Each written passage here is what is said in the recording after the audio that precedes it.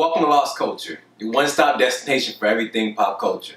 My name is Aston, and today we're going to do a review and a recap for Supergirl Season 2, Episode 3, Welcome to Earth. So in this episode, at the beginning, we get to see Man-El actually escapes. We see he's jumping out the window, he's into the streets. We see John's kind of upset they just gave away his kryptonite, even though they don't really know that Man-El isn't really affected by kryptonite. So we know in the last episode, Superman is gone. And in this episode, you actually feel it. Like, I honestly miss Superman. Like, that bond between Kara and Clark, I actually miss it. I love seeing that duo run around town, saving things, interacting with each other. I'm hoping that's not the last we've seen of Tyler Hoechlin. I'm hoping we get to see more of him in this show. Like, Superman was... it was just great to see Superman. It actually feels like we're missing something. I don't know if Man-El is going to step up to that mantle and take that spot, but I'm hoping we can see something like that. Now, there's a lot going on. There's a couple Young Justice, Teen Titan Easter eggs, even a Wonder Woman Easter egg going on in this episode. There's so much in this episode. I can't wait to jump into it. So we get to see Kara is having trouble at work again, obviously. Snapper. She does not get along with Snapper. What are we going to do with Snapper? And now, on top of Snapper, on top of Kara, we got Jimmy not getting along with Snapper. So obviously, it's not just Kara. It's just, maybe it's just Snapper. Like, obviously, he's not a nice person. He's not an easy person to get along with. We've seen that from the last episode. But we see he actually is mentoring Kara. We see when he sends her out on their interview with Lana Luthor, that when she comes back with the one-sided type of report, he makes it go back, reformulate it, and makes it just an open-ended. Let the audience choose if they're against this alien technology, or they're with it. Like, obviously, she's going to be biased to having equipment out there that can just randomly figure out if someone's a human or not. And she was right. It is like being using this equipment to decide whether someone's human or not is kind of messed up. Like, if they blend in, they should be able just to blend in. It shouldn't matter if they're human or not. It is very like segregative, like segregation, like what they're trying to use it to affect. And hopefully they can keep it off of that.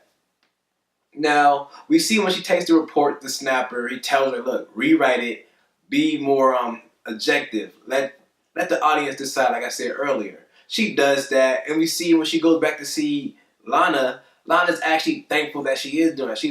She felt as if, oh, Kara was going to, like, obviously Kara's against this. She's going to make me feel like, she basically is going to bash me the whole report. Which Kara actually did do the first one, but she came back and changed it.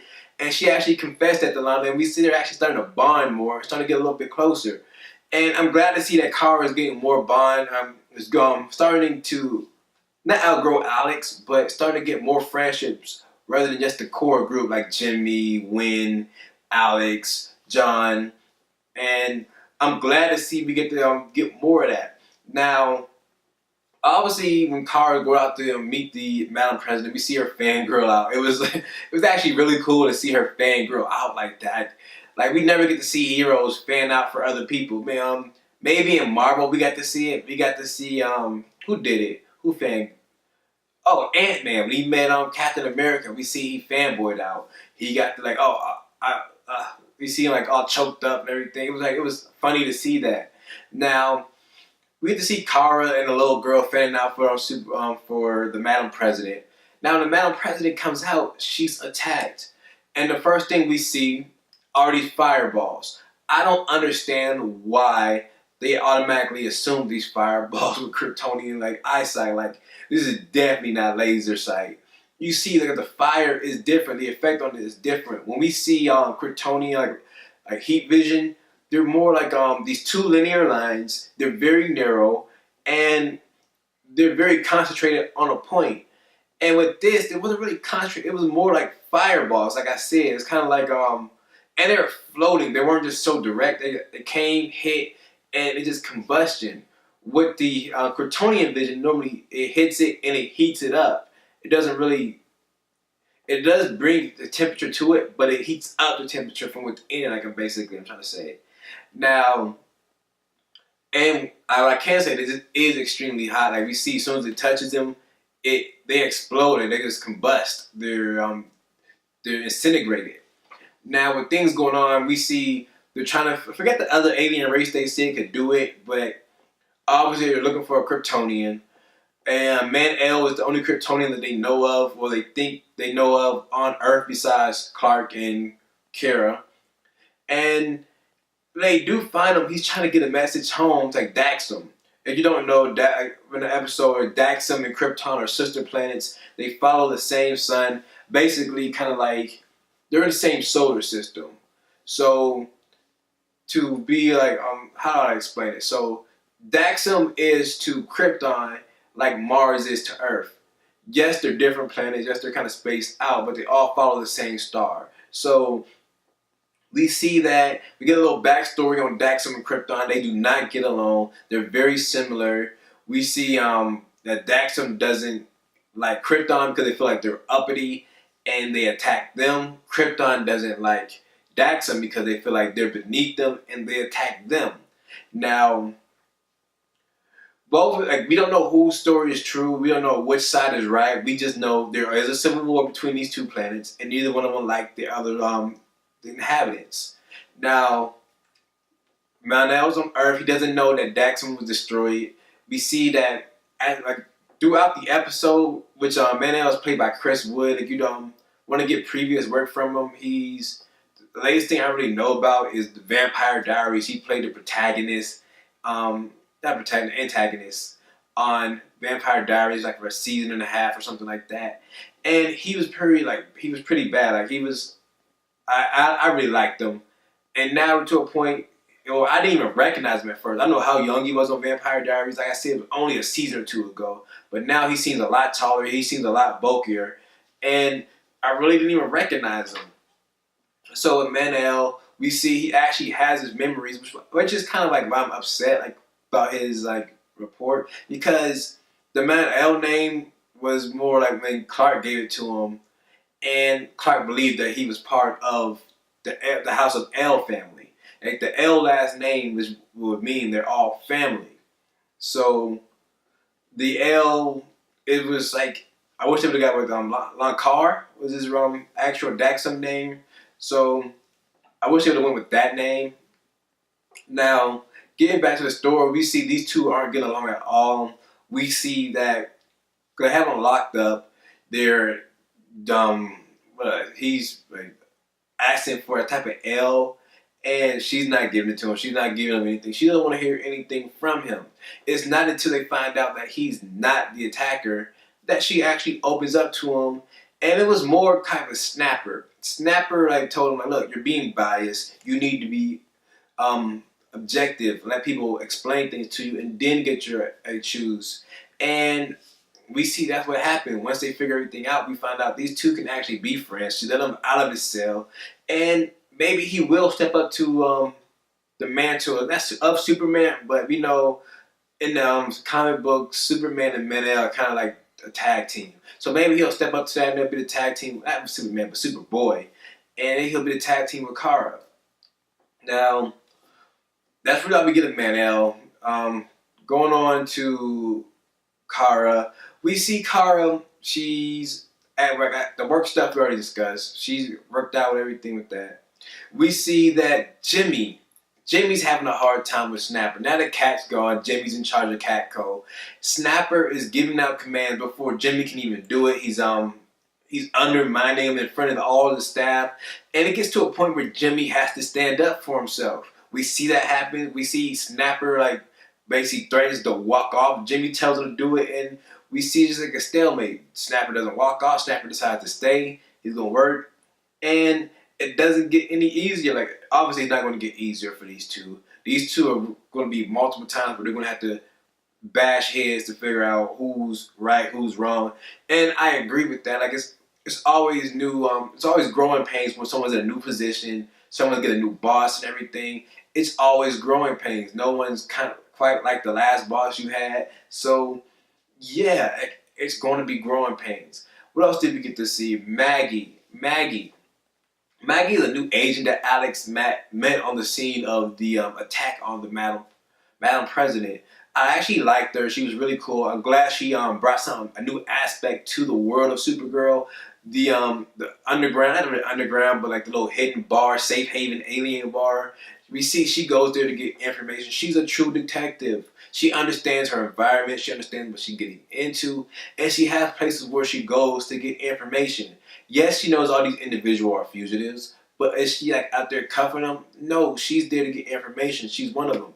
She actually dates them, which is crazy. Like we see, I don't know why they did just a big thing on it. Are they trying to make? I don't know if they're making Alex more a homosexual character or not, but we'll find out with that. Now, with that going on, we see her and Alex are basically hanging out this whole episode. They're hitting it off. They're doing things together. They're growing. And it's great to see that. It's great to see that these two are actually hitting it off. Now, by the end of the episode, obviously Maggie and Alex can't stay together. It kind of felt like there was an attraction there. I don't really know. It did feel like there was an attraction there, but only time will tell what's going to happen. I don't think she's only here for one episode. They gave her too much camera time for her to only be here for one episode. And she did a lot. We see that she introduced them to this nice little bar. And it was like cool to see this bar. I love to see different aliens. I couldn't tell that was a Atlantean or not that was sitting next to John, but we'll find out. I'm pretty sure we'll find out later. We heard about Atlanteans once in this DC universe. And that was on Flash. It was in Earth 2. We haven't heard about it anywhere else. Now, I'm saying that because we had an Easter egg like that either for Young Justice, which I'm hoping happens. I'm hoping so hard that Young Justice happens. Because we got to see McGann. McGann is John's niece. I don't know if they're really like family related, but we know McGann is John's niece. She's like the last female Martian from Earth. And from what I always know, she's his niece. And she's a white Martian, not a green. So when she turned green, it kind of upset me. I wish she was white. And if you don't know, like, the white Martians and the green Martians do not get along. And obviously, it has to be his niece because he recognized her. So that's definitely his niece. He recognized her. She turns into her true Martian form, but it was green. I was hoping so bad that it was white. Obviously, you don't know. Green and white Martians do not get along. I don't know if we're going to get that storyline. He knows she's white, but her friend doesn't know she's white. Like, she shows up to green because white is not the good. It's not the good Martian to be. I'm pretty sure, yes, white and greens don't get along. I'm pretty sure whites hunted greens to like almost the point of extinction. And it's cool to get to see that. I'm glad like, next episode she ends up being white, and that kind of that really pisses John off because John recognizes her. He should know that's his niece. And I'm hoping that they go to a Young Justice type thing. We have the Easter eggs. We have so much for it. We have Katniss. If you don't know, Katniss is the root of Superboy. We have Atlantis mentioned in Flash. That can give us Aqualad. We have Wally in Flash. We have, who else do we have? We have Artemis in Arrow. We have Bloodhaven in Arrow. Bloodhaven is the home of Nightwing. It's so many, like, we have so many sidekicks that we can definitely make our Young Justice / Titans spinoff if they chose to do that. We have Man-El for the Legions if they want to do Legion. It's so much that they could do with these possibilities and all these characters they brought in. My only issue is that McGann is only in 2 episodes from what I've seen in IMDb. She's only listed for 2 episodes. They have to have her for more than just 2 episodes. I was so excited once I seen her. I knew she was coming. I thought it was next episode, but she came for this episode. So I don't know if they count this episode as the 2 episodes she's going to be appearing in, but she got her first little cameo in this, and we see that. Another thing is when John goes to this bar, we see he actually relaxes. He looks around like, oh, this is like a safe haven.